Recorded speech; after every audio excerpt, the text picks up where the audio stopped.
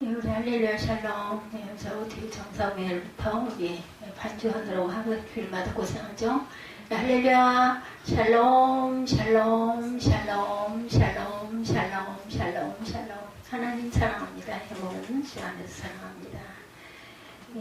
할 수 있거든 화목하라. 오늘 제목입니다. 먼저 화평하라 이렇게 말씀하시네요. 이스라엘 백성들이 요단강을 건너 가나안에 들어가면 거기 사는 사람들과 전쟁을 해야 돼요. 오늘 본문은 그런 상황을 염두에 두고 하신 말씀 같죠. 가나안을 정복하여 살다가도 이웃 나라가 쳐들어오면 어떻게 방어 전쟁을 할 것인지에 대하여 말씀합니다. 참으로 아이러니한 것은 이런 전쟁을 하는 상황에서 어떻게 화평하라고 화평을 선언하시는지 10절에 내가 어떤 성읍으로 나아가서 치료할 때에는 그 성읍에 먼저 화평을 선언하라. 여기 화평은 히브리어 말로 우리가 잘 아시죠? 우리 인사 샬롬입니다. 샬롬은 단순히 전쟁이 없는 상태, 싸우지 않은 상태를 말하는 것이 아니고 육체적으로 영적으로 필요한 것이 충분히 공급된 상태를 말하고 있어요. 참고로 20절 말씀 잠깐 둘러보고 갑니다. 오늘 본문이 20장 1절에서 14절까지죠. 여기 보니 4절에 너희 적군과 싸우시고 구원하실 것이라 우리 아까 읽었습니다. 하나님은 자기 백성을 대신하여 그들의 대적과 싸워서 승리를 주시는 분이다. 출애굽기 17장 15, 16절에도 모세가 제단을 쌓고 그 이름을 야훼 니시라고 하고 이르되 야훼께서 맹세하시기를 야훼가 아말렉과 더불어 대대로 싸우리라. 그래서 전쟁의 하나님이다. 야훼 니시 이렇게 말하죠. 하나님께서 대신 싸워주신 사례들이 여러 번 있어요.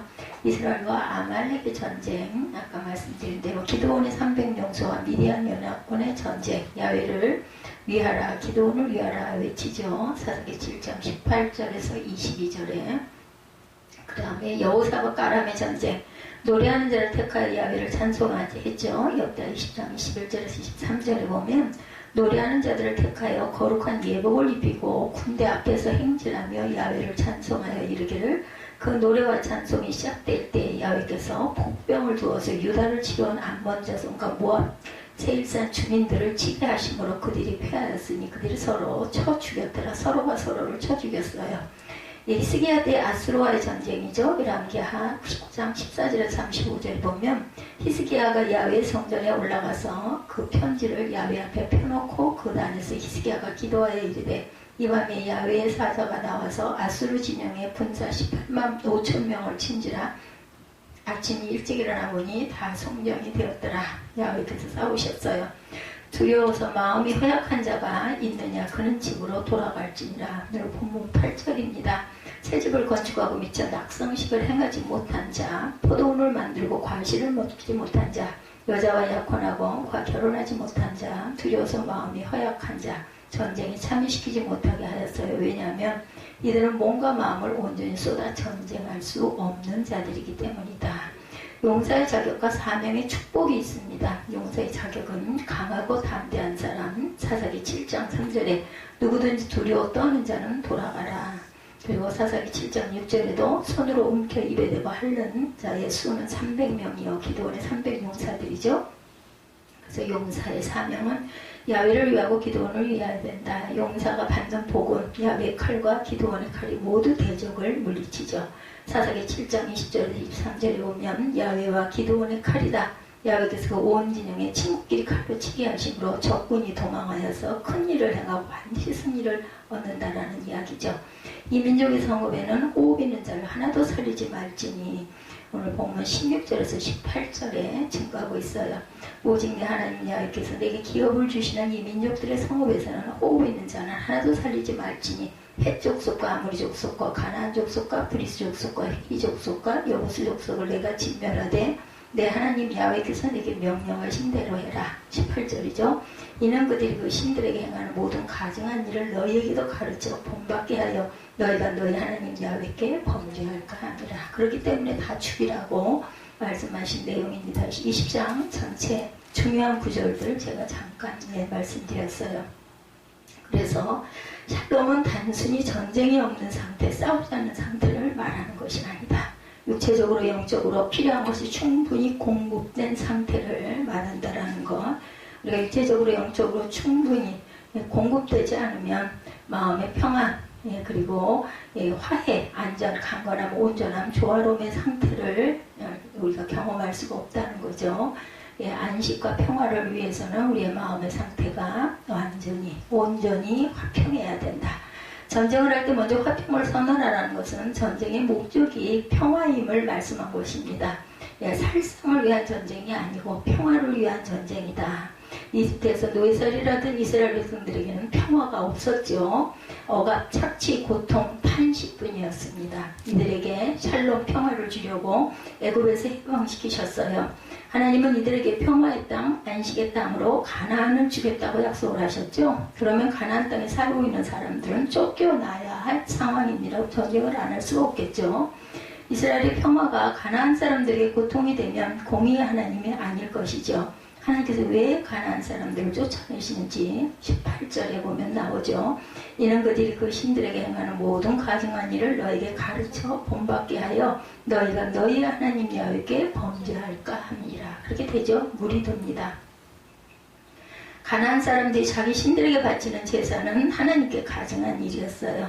자식을 제물로 불태워서 몰록신이 그랬죠. 제사를 드리기도 했습니다. 그래서 하나님은 가나안 사람들을 몰아내고 이스라엘 사람들이 이 땅에서 살도록 하십니다.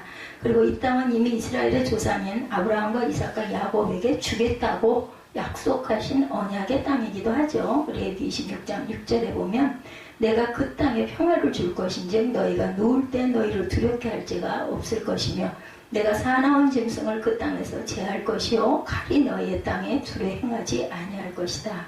민수기 6장 26절에도 이하면 그 얼굴을 내게로 향하여 드사 무엇을 주시기를 평강 주시기를 원하노라. 요한복음 14장 27절에도 평안을 너희에게 끼치노니 곧 나의 평안을 너희에게 주노라. 내가 너희에게 주는 것은 세상이 주는 것과 같지 아니하리라. 너희는 마음에 근심하지도 말고 두려워하지도 말라. 하나님께서 우리에게 평화를 주시겠다고 말씀하셨어요. 하나님은 평화의 왕이시기 때문이죠. 그래서 전쟁에서도 먼저 화평을 선언해라. 싸우지 말고 항복받으라는 거예요. 싸우지 않고 어떻게 항복을 받을 수 있을까? 로마서 12장 18절에 할 수 있거든 너희로서는 모든 사람과 더불어 화목하라. 할 수만 있다면 모든 사람과 화목하는 것이 하나님의 뜻입니다. 말씀으로 승리와 화평을 할 수 있다면 화평해야 하지만 때로는 싸워야 할 때가 있어요. 정의를 위하여 싸워야 합니다. 자유를 위하여, 생명을 지키기 위하여 싸워야 할 때도 있어요. 불의와 거짓과 싸워야 되죠. 외부의 적과도 싸워야 하지만 더 힘든 것은 자신의 싸움입니다. 자신 안에서의 우리 안에서 싸움도 있습니다. 우리 자신에 있는 게으름, 이기심, 참여, 탐욕, 교만 이런 모든 것들과도 싸워야 되죠. 이것을 깨달아 아는 것도 은혜라고 저는 생각합니다. 이런 싸움을 할 때 가져야 할 마음 자세 1절에서 4절이에요. 우리 아까 읽었죠. 내가 나가서 적군과 싸우려 할 때 말과 병거와 백성이 너보다 많음을 볼지라도 그들을 두려워하지 말라.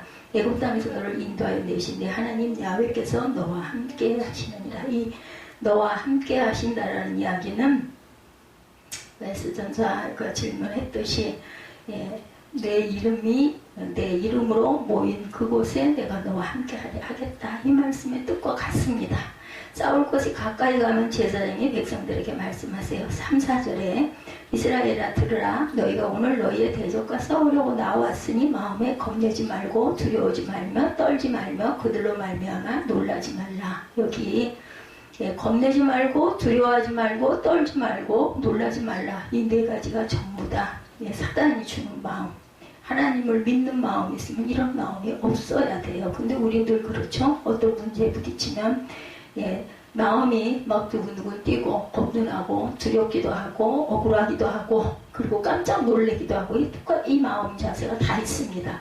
그래서 너희 하나님 야훼는 너희와 항상 함께 하시며 너희를 위하여 너희 적군과 싸우시고 또한 구원하실 것이라. 하나님이 함께 하신다는 확신을 갖고 나아가라. 상대의 군사력이 강하다고 두려워하지 말아라.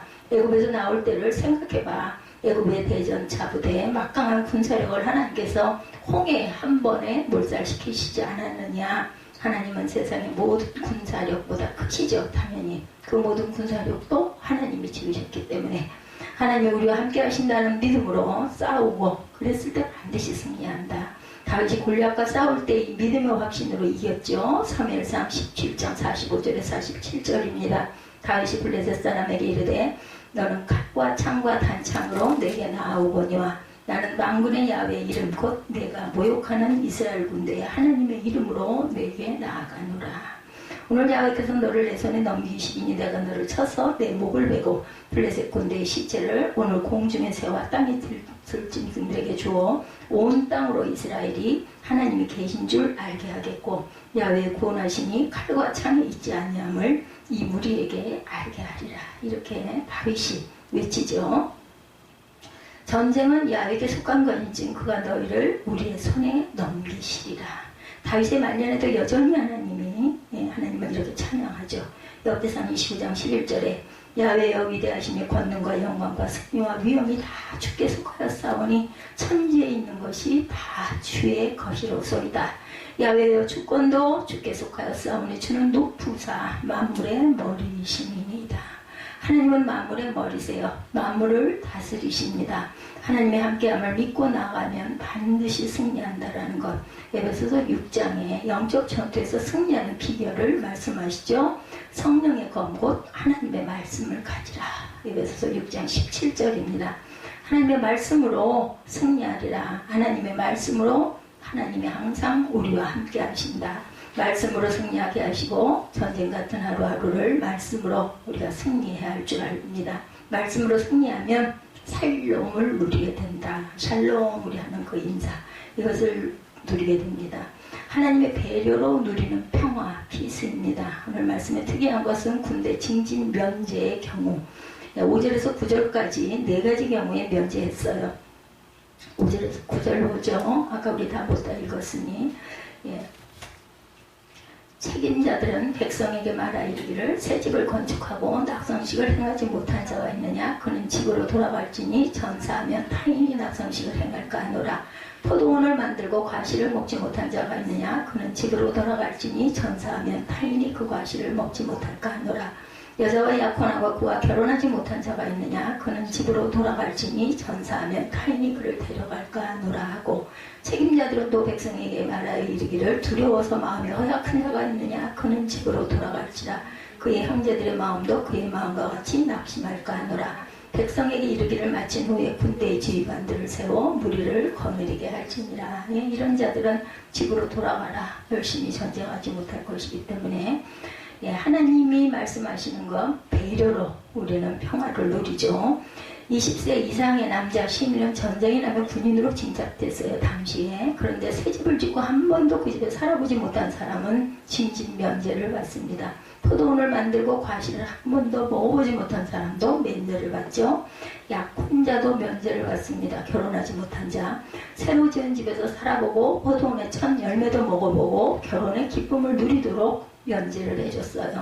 신명기 14장 5절에 사람이 새로이 아내를 맞이하였으면 그를 군대로 내보내지 말 것이요 아무 직무도 그에게 맡기지 말 것이며 그는 1년 동안 한가하게 집에 있으면서 그가 맞이한 아내를 즐겁게 할지니라. 이렇게 배려합니다.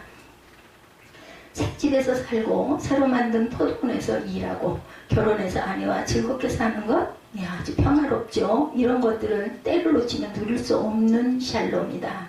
놓치면 다시 누릴 수 없는 샬롬을 누리도록 공동체가 배려합니다.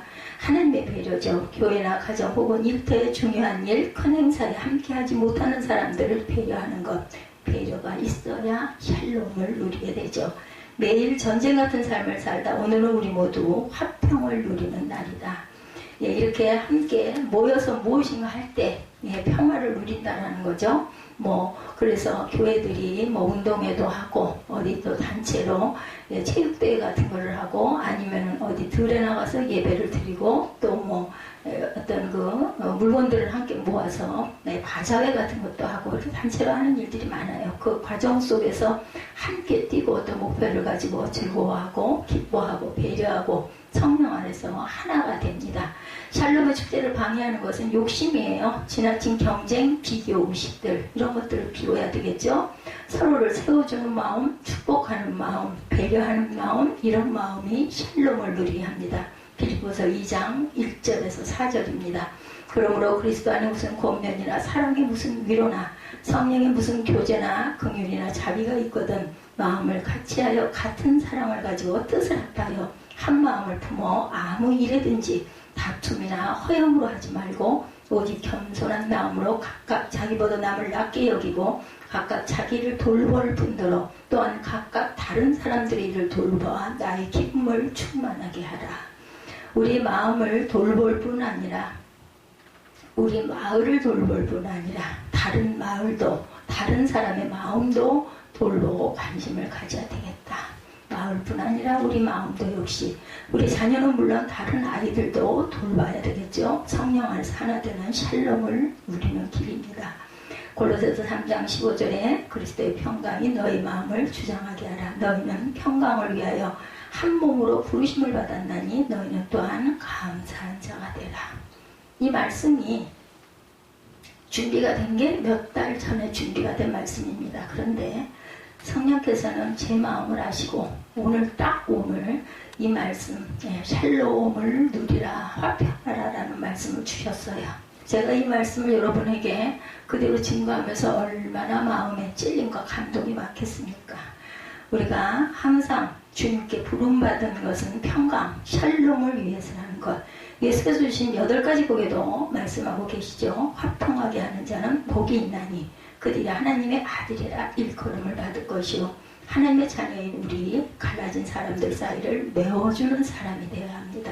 갈등과 분열이 있는 곳에 화해와 일치를 만드는 사람들이 되어야 되죠. 바울 사도가 데살로니가 교회에 보낸 2번째 편지를 이렇게 마무리하죠. 3장 16절입니다. 데살로니가 후서 평강의 주께서 친히 때마다 일마다 너에게 평강을 주시고 주께서 너의 모든 사람과 함께 하시기를 원하노라. 주님께서 여러분에게 평화 주시기를 바랍니다. 저와 여러분에게 요한 1서 제가 요즘에 많이 묵상하는 말씀입니다. 제가 초기에 하나님께 은혜 받을 때 주님께서 주셔서 감동했던 말씀인데 또 그 감동이 오네요. 요한 1서 4장 7절 사랑하는 자들아 우리가 서로 사랑하자. 사랑은 하나님께 속한 것이니 사랑하는 자마다 하나님으로부터 나서 하나님을 알고 사랑하지 아니하는 자는 하나님을 알지 못하느니 이는 하나님은 사랑이시니라. 사랑하는 자들아 하나님이 이같이 우리를 사랑하셨은즉 우리도 서로 사랑하는 것이 마땅하도다. 어느 때는 하나님을 본 사람이 없으되 만일 우리가 서로 사랑하면 하나님이 우리 안에 거하시고 그의 사랑이 우리 안에 온전히 이루어지느니라. 그의 성령을 우리에게 주심으로 우리가 그 안에 거하고 그가 우리 안에 거하시는 줄을 아느니라. 화평의 주님이 저와 여러분과 함께 하셔서 가는 곳마다 화평과 평강을 이루는 그러한 전령사들이 다 되시기를 주님의 이름으로 축복합니다. 서로에게 샬롬을 기원하는 마음으로 찬양하시기 바랍니다. 우리 결단 찬양하시고 축도로 예배를 마치시고 우리 말씀 오늘 신명기 10장 그리고 오늘 마가복음 4장 나갔어요. 4장 한 장씩 읽으시고 기도하시고 우리 잠시 시간을 갖겠습니다.